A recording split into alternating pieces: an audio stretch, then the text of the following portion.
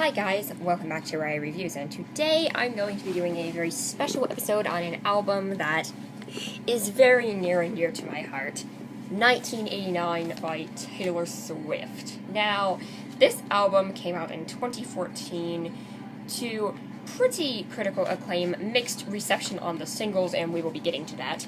And this was is my favorite Taylor Swift record.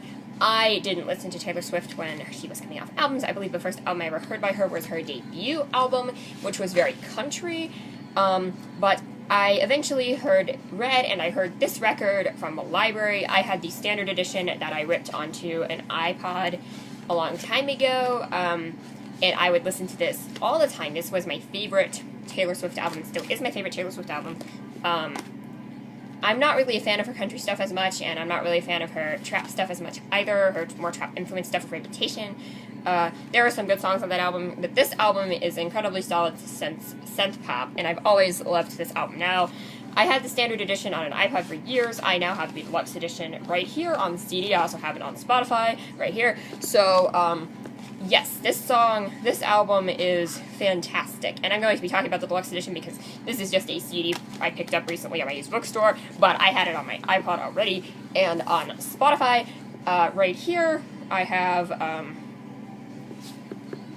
yep, so, yeah, so without further ado, I'm going to get straight into the album. So, 1989 by Taylor Swift was a synth-pop record that was released by Taylor Swift in 2014. It was a big direction and departure for sound in terms of her. Now, the lead single from this album was Shake It Off, which was a very, I would say sort of dated pop song. It has some rap influence in it, and some sort of cheerleading ideas to it. The kind of vibe of this song is very upbeat, very in-your-face, very cheer-oriented, and I definitely enjoy this song. I definitely have a soft spot for this song. This was one of the first pop songs I was into.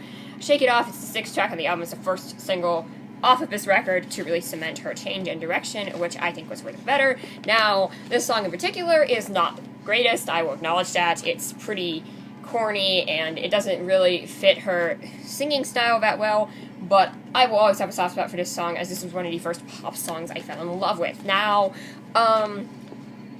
there's a lot of 80s influences on this album. Now, a lot of people, my dad included, was like, where are the 80s influences? The whole light synth pop kind of thing going on. It's definitely a modern update on 80s sounds, kind of like, say, Walk the Moon is. Now, this album is so good. I think this album is absolutely fantastic. And Shake It Off, being the lead-off single, was a good choice to cement her change of direction.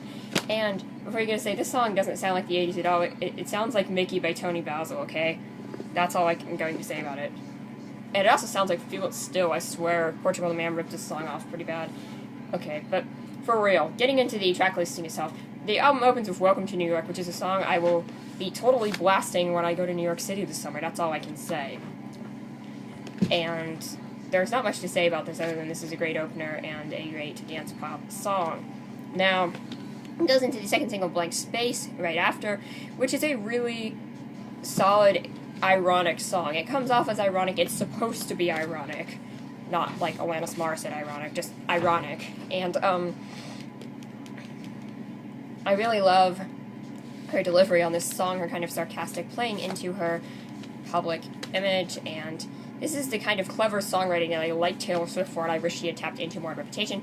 Then we get Style after that, which is probably one of my favorite Taylor Swift songs. The song is immaculately produced. Everything about this song, the synth lines going through the song, the minor chords here. This is a basic 4-chord pop song, but it's one of the best I've heard in a long time. This song is fantastic.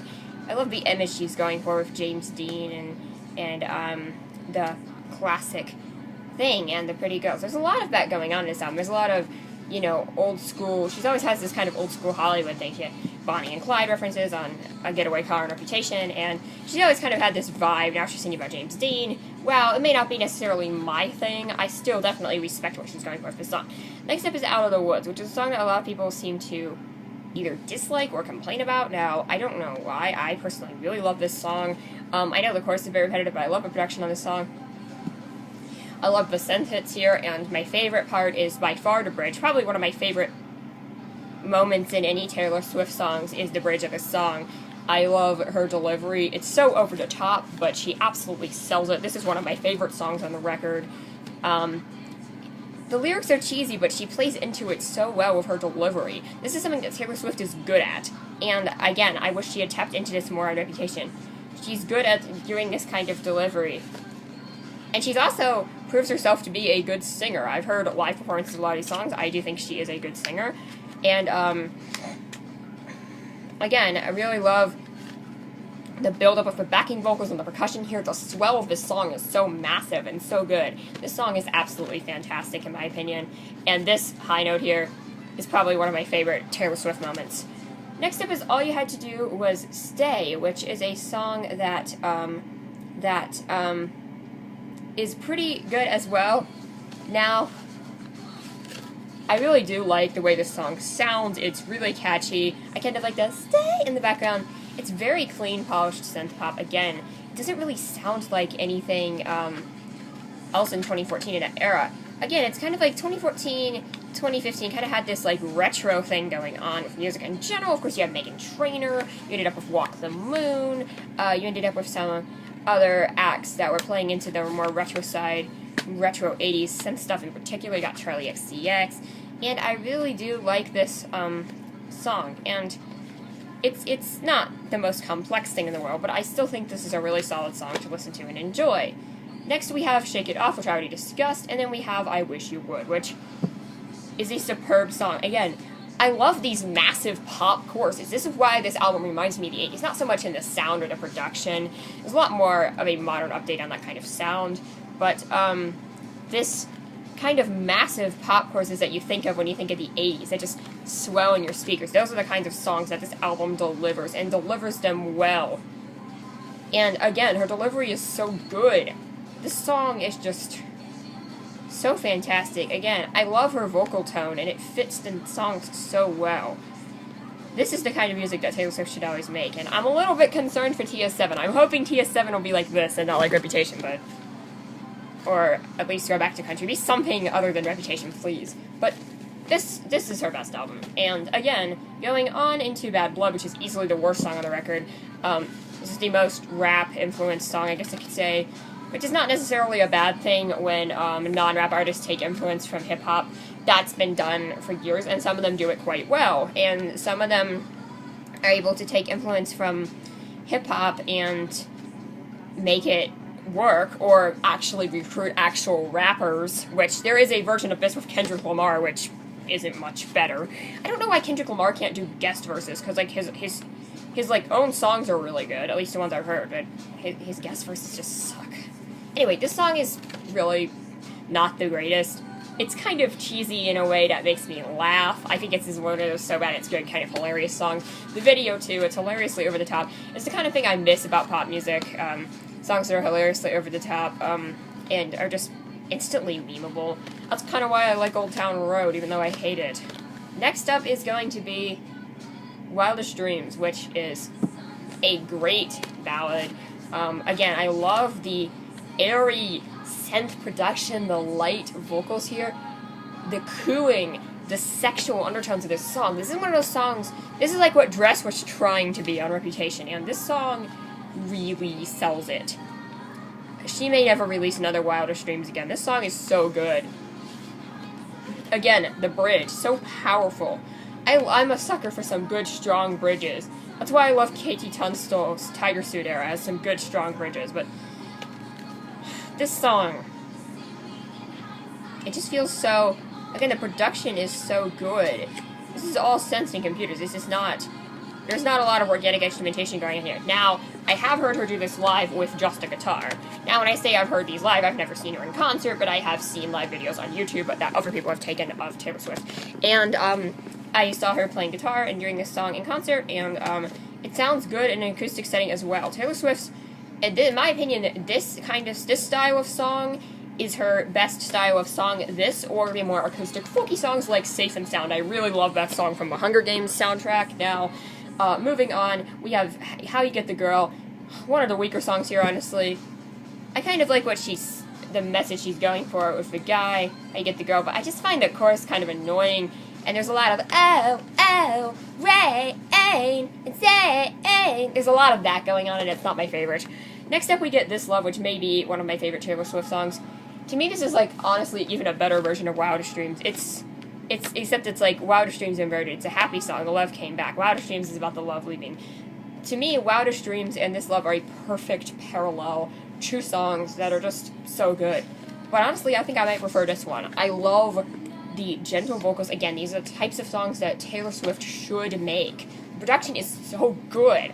This is the kind of influence I like from her. These songs are so good. This era of Taylor Swift is by far my favorite era of Taylor Swift. I've said it before. And we get I Know Places, which is a little more of a, I wouldn't say necessarily hip-hop influenced song. It's a little more modern and a little more, some of the cadence is a little more rap related, but I still, and this is the sound, unfortunately, she kind of jumped on a little bit, with Reputation. Now, I do definitely prefer this to a lot of Reputation. I think there's still a lot more swell here, there's a lot more bombast, and, the song feels more sincere.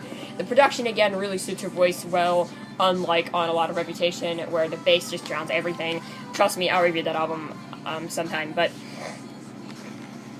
this record is really solid. Again, this song, I still really enjoy the song. And the closer for the standard edition is Clean, which is actually about a relationship. And this is one that's actually grown on me a lot. This wasn't my favorite song for a while. Still wasn't my favorite song on this album, but I just kind of dismissed this one for a while, as well as I Know Places. And I actually really think this song is fantastic.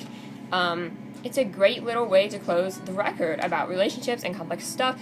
Yeah, most of these songs are about relationships, but she does them so well. I was talking about a record the other day, and I won't say which record it was, but I was talking about how all the songs are about relationships, and that could be seen as a negative for some people, but the artist in question handled the relationship so well. Now, the reason I'm not saying what record it is, it's a record I may be discussing pretty in-depth in the future. But anyway, this is a nice little closer for the standard edition. Now, talking about the deluxe edition, we get Wonderland, which is another really good song. The bonus tracks on here are actually really good as well. Now, for the longest time, the only one I heard was New Romantics, but Wonderland is a really good song as well.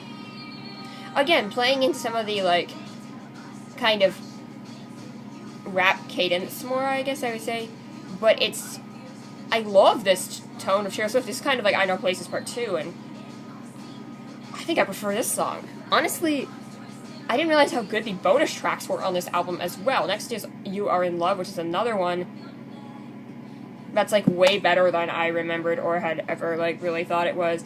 I probably heard these songs a couple times, but in terms of, like, really, they didn't stick out to me. Again, I really love the production on this song. It's a little more of a chill song compared to Wonderland. And then the last bonus track is New Romantics, which is a great, high, upbeat, dance pop song. I've heard this song so many times. This is a fantastic song. This is very 80s here, and again, I love her delivery on this song, I love the production. I feel like I'm beating a dead horse here. I've been saying everything good about this album that I can possibly say. It's just that good. And then we get some, demos at the end of the deluxe edition, which is kind of nice to hear. We get one for I Know Places, one for I Wish You Would, and one for A Blank Space. Which is kind of nice to hear. So anyway, that closes out the deluxe edition of the album. Now, this deluxe edition, again, I really like this, the CD I got, because this has a standard CD in here, and some cool pictures. I really do like the aesthetic of this record as well. Not that that affects my final score. It's all about the music, of course. But I still really like the way this looks, and I like these photos, this little photo insert. So, I will say about the record, it's incredibly solid overall for a pop record. The only gripes I have, there's a couple songs on here like Shake It Off, Bad Blood, and maybe How You Get the Girl that I'm just not that big into, honestly. But the rest of the record is so superb, I can't really say that much negative about it. So many good songs on this album. Standouts definitely This Love, Wildest Dreams, Style, and Out of the Woods, but I Wish You Would is also a really good song. Wonderland is a great bonus track, and Clean and I Know Places are some interesting ways to close out the album that really fit really well. Anyway, I give this album an 8.5 out of 10. Thank you so much for watching. Like and subscribe, and I'll see you next time.